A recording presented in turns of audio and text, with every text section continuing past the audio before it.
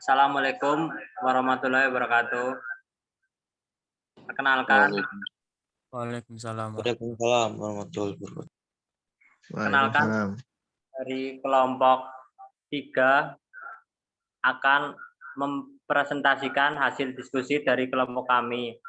Sebelumnya, kami akan memperkenalkan anggota kelompok kami terlebih dahulu. Yang pertama, Rifki Al-Fajri, Eka Dimas Alvano, Lugas Rahmawan, Muhammad Nurdin Santoso, Ika Latvia Widya Pangestika, Fadilatur Setia Bahri, Muhammad Sifa Rasiman, Nafal Amar, Hasimi Ahmad, Arul, Evansyah Bagus Pratama, Muhammad Raju Anggirianto, Habibul Amin, dan yang terakhir Muhammad Nufaik.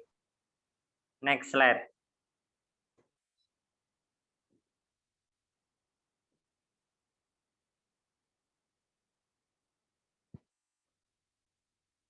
Ya, selanjutnya pengertian sistem pencernaan yang akan dibacakan oleh Rifki Al-Fajri. Kepadanya kami persilakan. Ya, terima kasih Mas Nurdin. Pengertian sistem pencernaan.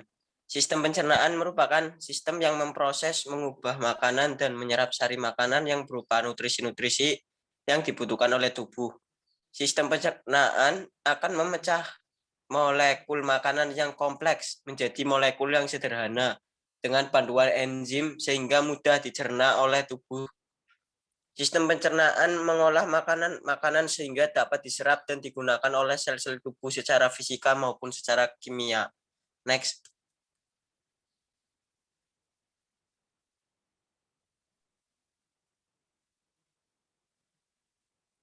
Ya, Fungsi selanjutnya. sistem pencernaan.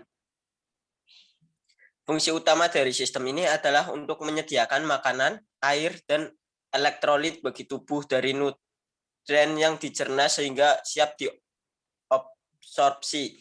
Proses pencernaan secara mekanik dan kimia. Yang pertama, ingesti, masuknya makanan ke dalam mulut. 2. Pemotongan dan penggilingan makanan dilakukan secara mekanik oleh gigi. Makanan kemudian bercampur dengan saliva sebelum ditelan atau menelan.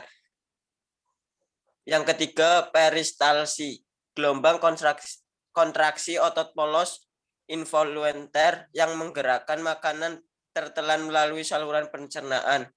Yang ketiga, digesti. Yang keempat, digesti, hidrolis kimia, penguraian molekul besar menjadi molekul kecil sehingga absorpsi dapat berlangsung. Yang kelima, absorpsi, penggerakan produk akhir pencernaan dari lumen salular pencernaan ke dalam sirkulasi darah dan limfatik sehingga dapat digunakan oleh tubuh.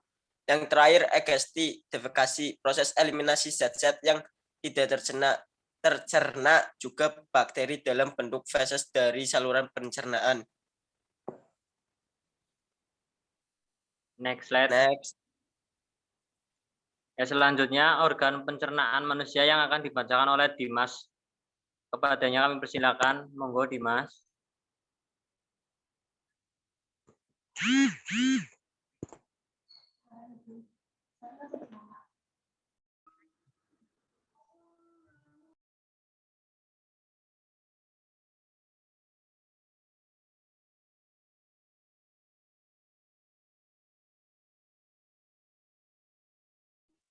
Tak bacanya aku ya Mas Nurdin. Oke, Lugas, monggo. Organ pencernaan manusia. 1. Mulut atau cavum oris. 2. Faring. 3. Kerongkongan atau esophagus. 4. Lambung. 5. Usus halus. 6. Pankreas. 7. Hati. 8. Usus besar. 9. Anus. Next slide. Yuk, next slide. Selanjutnya. 1. Mulut atau cavum oris, terjadi pencernaan secara mekanik dan kimiawi. Pada bagian dalam mulut terdapat gigi, lidah, dan kelenjar ludah. Gigi atau dens merupakan alat pencernaan yang bertugas secara mekanik. Terdapat 4 jenis gigi, yaitu gigi taring, tujuannya merobek atau mencabik makanan. Gigi seri, memotong makanan. Gigi geraham depan dan geraham belakang, menghaluskan makanan.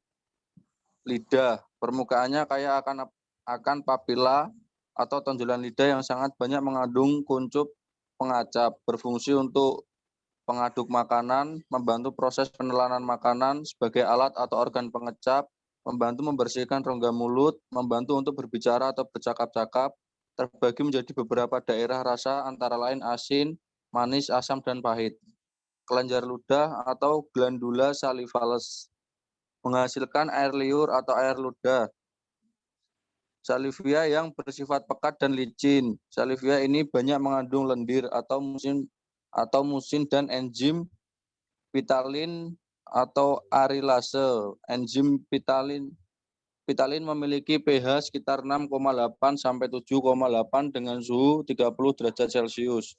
Fungsi air liur mempermudah proses penelanan dan pencernaan makanan, melindungi selaput mulut, mencerna makanan secara kimiawi. Next slide.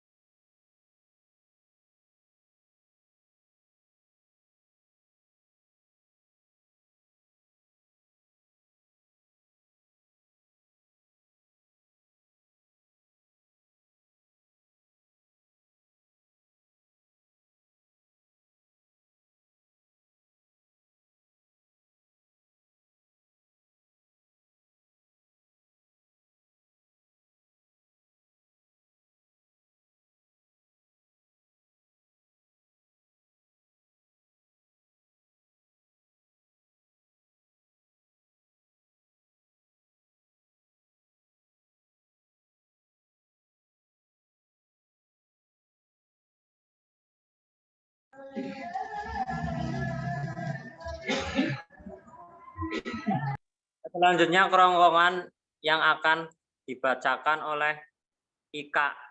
Kepadanya kami persilakan.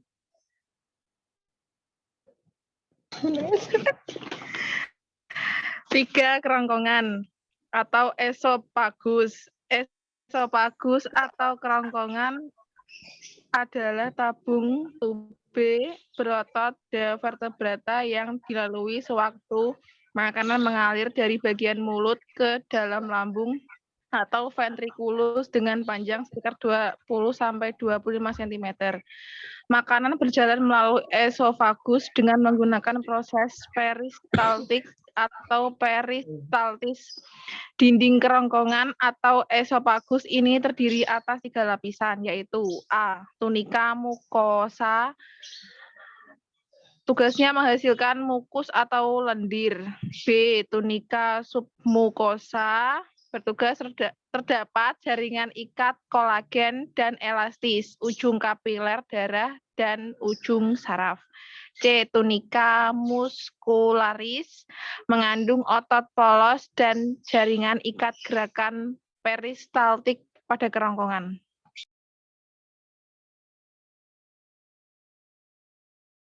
Next slide.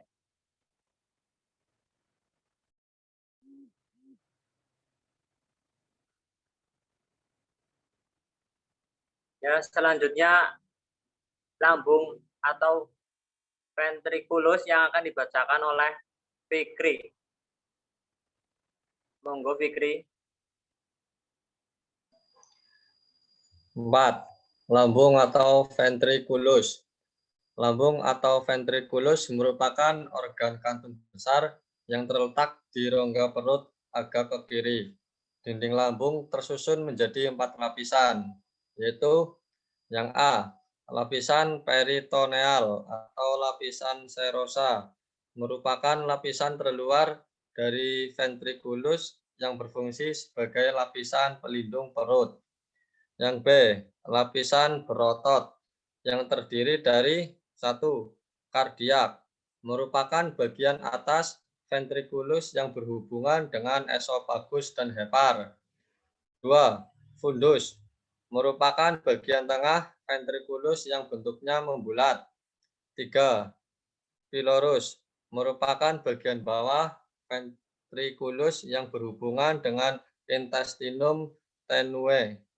Yang C, lapisan submukosa. Submukosa ialah lapisan yang terdapat pembuluh darah arteri dan vena untuk menyalurkan nutrisi dan oksigen ke sel-sel perut sekaligus untuk membawa nutrisi yang diserap, urea, dan karbon dioksida dari sel-sel tersebut. Yang D, lapisan mukosa. Mukosa ialah lapisan di mana sel-sel mengeluarkan berbagai jenis cairan seperti enzim, asam lambung, dan hormon. Saya kembalikan lagi ke Mas Nurdin. Oke, Mas Fikri siap. Next slide. Ya, selanjutnya fungsi lambung dan juga enzim yang dihasilkan yang akan dibacakan oleh Muhammad Siva Rasiman. Monggo Siva. Siap, makasih. Yaitu adalah fungsi lambung. Yang pertama adalah menyimpan makanan dalam kurun waktu 2-5 jam. B. Mengaduk makanan dengan gerakan meremas. C. Mencerna makanan dengan bantuan enzim. D. Menerima makanan dan bekerja sebagai penampung untuk jangka waktu pendek. E. Makanan dicairkan dan dicampur dengan asam hidroklorida dan dengan cara ini disiapkan untuk dicerna oleh usus. F. Susu dibekukan dan kasian dikeluarkan. G. Pencernaan lemak dimulai di dalam lambung. A. Faktor antemia dibentuk. I. Kimi, yaitu isi lambung yang cair disalurkan masuk duodenum. Kemudian enzim yang dihasilkan. Yang pertama A. ACI atau asam klorida atau asam lambung dihasilkan oleh sel parietal yang fungsinya mengaktifkan pepsinogen menjadi pepsin untuk memecah protein. Kemudian B. Pepsinogen dihasilkan oleh sel chef akan aktif bila dalam bentuk pepsin. Pepsin berfungsi untuk mencerna protein menjadi pepton dan proteosa. Kemudian C. Lipase berfungsi untuk mencerna lemak menjadi asam lemak dan gliserol. Kemudian D. Hormone kastrin berfungsi untuk sekresi getah lambung. Dan E. Lendir atau musin berfungsi melindungi sel-sel di permukaan lambung terhadap kerusakan akibat kerja dari HCI dihasilkan oleh sel goblet. Oke, next.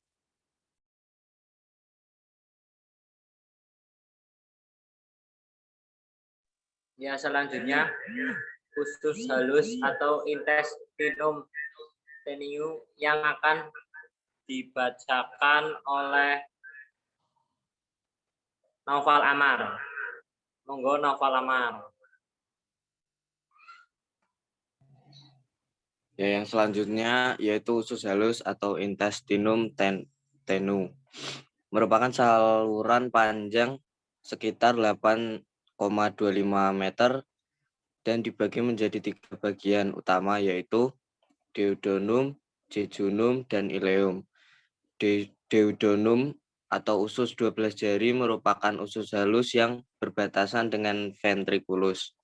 Terjadi proses pemecahan lemak dan karbohidrat panjang sekitar 25 cm atau 0,25 meter. Yang kedua yaitu jejunum atau usus kosong. Merupakan usus halus yang berbatasan langsung dengan duodenum dan ileum. Panjangnya sekitar 7 meter. Yang ketiga yaitu ileum atau usus penyerapan. Merupakan usus halus yang berbatasan dengan jejunum dan intestinum grassum. Disinilah terjadi penyerapan sari-sari makanan. Panjangnya sekitar 1 meter. Fungsi utama usus halus adalah 1. Menerima zat-zat makanan yang mudah dicerna untuk diserap melalui kapiler-kapiler darah dan saluran-saluran limfe. Yang kedua, menyerap protein dalam bentuk asam amino. Yang ketiga, menyerap karbohidrat dalam bentuk emulsi lemak. Kelenjar atau enzim di dalam usus halus. 1. Enterokinase, eripsin, 3. Laktase, 4. maltase, 5. disakarase, 6. peptidase, 7. lipase, 8. sukrase. 1.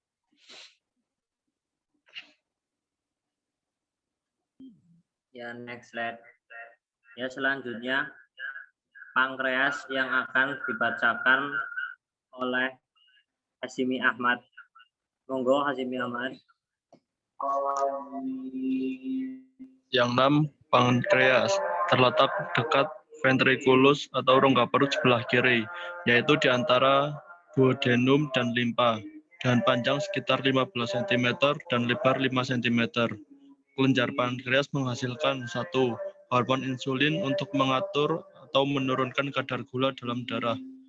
Yang kedua, berfungsi untuk menghasilkan getah pankreas yang banyak mengandung enzim. Enzim tersebut yaitu A. Amilopsin atau amilase pankreas untuk mengubah amilum menjadi maltose. B. Stepsin atau lipase pankreas untuk mengubah lipid menjadi asam lemak dan gliserol.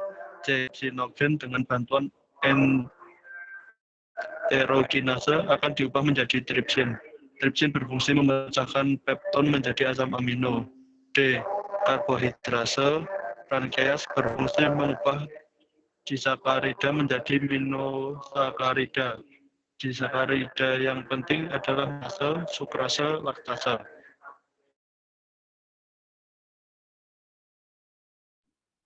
Ya, next slide. Ya, selanjutnya hati atau hepar yang akan dibacakan oleh Arul Evansyah Bagus Pratama. Kepadanya kami persilakan.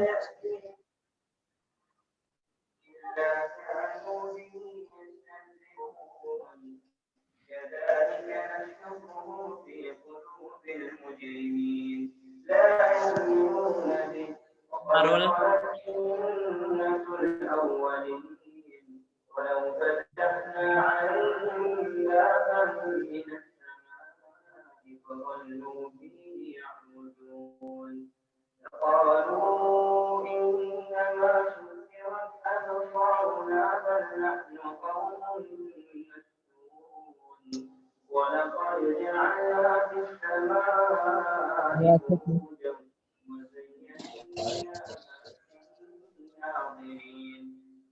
Saya baca Mas Radhi baca.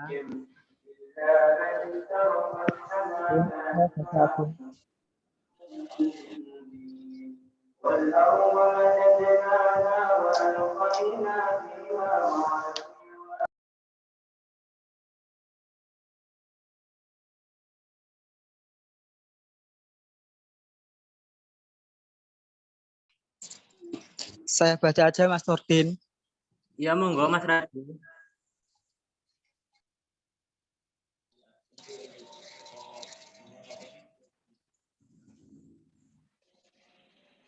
Tujuh, hati atau hepar.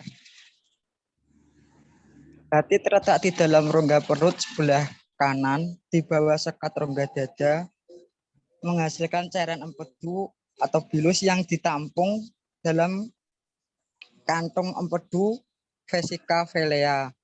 Setiap hari vesica velea menghasilkan 0,5 liter cairan empedu. Fungsi hepar atau hati adalah yang pertama menghasilkan cairan empedu. Yang kedua menawarkan racun. Yang ketiga menyimpan gula dalam bentuk glikogen atau gula otot. Yang keempat mengubah provitamin A menjadi vitamin A. Yang kelima menjaga keseimbangan zat makanan dalam darah.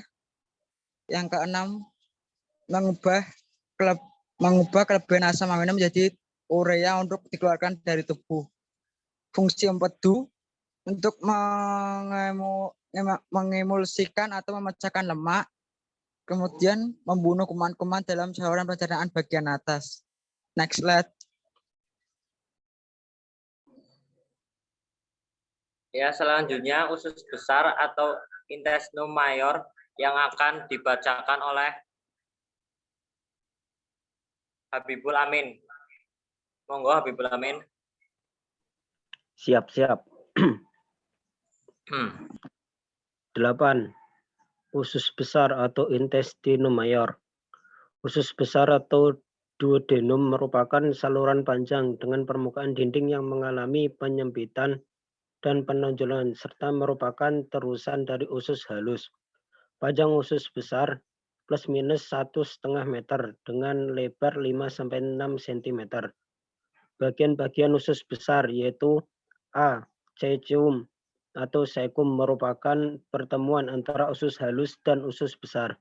Seluruhnya ditutupi oleh peritoneum mudah bergerak walaupun tidak mempunyai mesentenium dan dapat diraba melalui dinding abdomen pada orang yang masih hidup. Fungsi peritoneum sendiri adalah menutupi sebagian dari organ abdomen dan pelvis, membentuk pembatas yang halus antara organ dalam rongga peritoneum, menjaga kedudukan dan mempertahankan hubungan organ terhadap posterior abdomen, tempat kelenjar limfe dan pembuluh darah. B. Usus buntu atau appendix. Usus buntu atau bahasa Latin caecus yang berarti buta. Dalam istilah anatomi adalah suatu kantung yang terhubung pada usus penyerapan serta bagian kolon menanjak dari usus besar.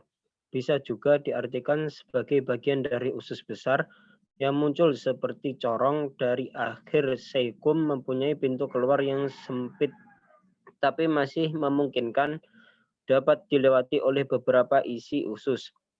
Appendix tergantung menyilang pada linea terminalis masuk ke dalam rongga pelvis minor terletak horizontal di belakang caecum. Sebagai suatu organ pertahanan terhadap infeksi, kadang appendix bereaksi secara hebat dan hiperaktif yang bisa menimbulkan perforasi dindingnya ke dalam rongga abdomen. C. Kolon atau kolon usus tebal merupakan bagian yang lebih tebal dan menyempit dengan banyak tonjolan pada bagian permukaannya. 9. Anus atau lubang pelepasan merupakan lubang pada ujung saluran pencernaan yang menghubungkan rektum dengan dunia luar atau udara luar. Terletak di dasar pelvis, di anus terjadi proses perjalanan terakhir dari feses yang telah dibentuk di kolon. Proses pengeluaran feses melalui anus disebut defekasi. Dinding anus diperkuat oleh 3 sphincter. 1. Sphincter ani internus atau bekerja tidak menurut kehendak. 2. Sphincter levator ani atau bekerja juga tidak menurut kehendak. 3. Sphincter ani externus atau bekerja menurut kehendak. Kembali Mas Nurdin. Ya, next slide. Dan selanjutnya proses pencernaan dalam tubuh yang akan dibacakan oleh Muhammad Ibnu Faik kepadanya.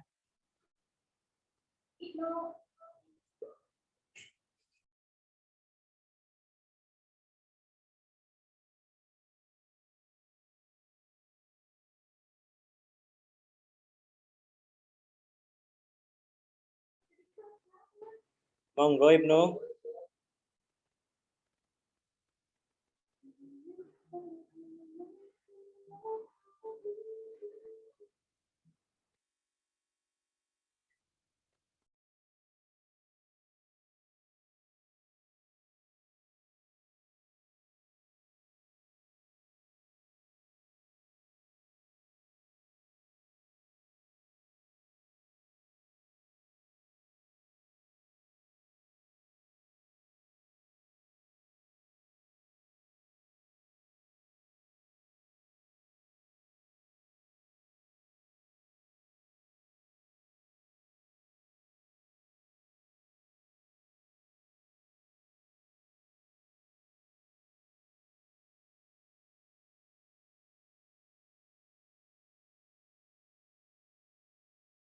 Ya, berhubung Ibnu belum masuk, akan dibacakan oleh Dimas. Monggo Dimas. Proses pencernaan dalam tubuh. Proses dimulai dari rongga mulut. Di dalam rongga mulut, makanan dipotong-potong oleh gigi seri dan dikunyah oleh gigi Graham, sehingga makanan menjadi bagian-bagian yang lebih kecil. Walaupun zat makanan telah dilumatkan atau dihancurkan dalam rongga mulut, tapi belum dapat diserap oleh dinding usus halus. Karena itu, makanan harus diubah menjadi sari makanan yang mudah larut. Dalam proses ini dibutuhkan beberapa enzim pencernaan yang dikeluarkan oleh kelenjar pencernaan. Waktu pencernaan makanan tersebut diproses menjadi sari makanan yang diserap oleh jonjot usus, dan sisa makanan dikeluarkan melalui poros usus. Sari makanan hanya dapat diserap dan diangkat oleh darah dan getah bening bila larut di dalamnya. Kemudian makanan tersebut didistribusikan bagian tubuh yang membutuhkannya. Berdasarkan prosesnya, pencernaan makanan dapat dibedakan menjadi dua macam seperti berikut. Proses mekanis, yaitu pengunyahan oleh gigi dengan dibantu lidah, serta pencernaan yang terjadi di lambung. Proses kimiawi, yaitu pelarutan dan pemecahan makanan. Enzim-enzim pencernaan dengan mengubah makanan yang bermolekul besar menjadi molekul berukuran kecil. Makanan mengalami proses pencernaan sejak makanan berada di dalam mulut, sehingga proses pengeluaran sisa-sisa makanan hasil pencernaan. Adapun proses pencernaan makanan meliputi digesti, mastikasi, deglutisi, digesti, absorpsi, dan defekasi.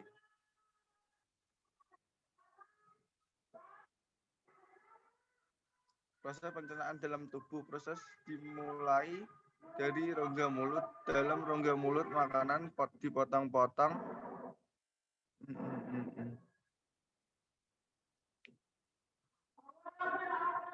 gangguan pada Eden.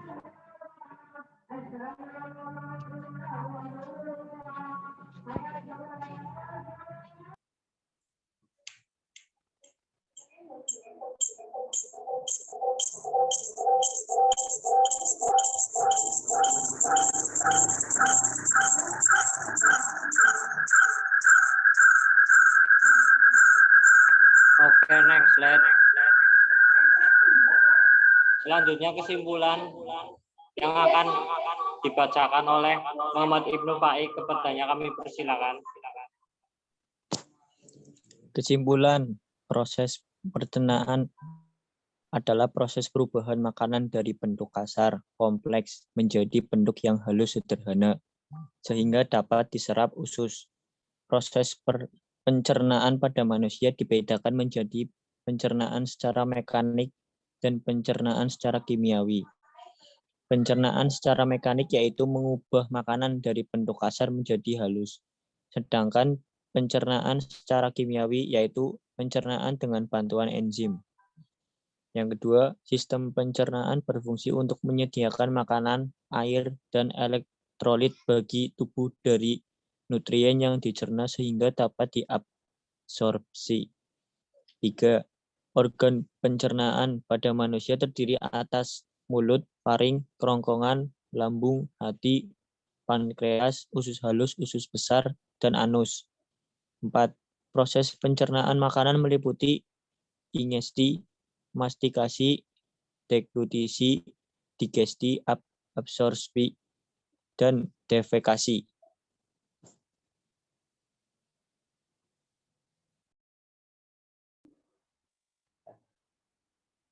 Ya, demikian yang dapat kelompok 3 sampaikan tentang materi sistem pencernaan. Kurang lebihnya mohon maaf. Bila taufik wal hidayah. Wassalamualaikum warahmatullahi wabarakatuh.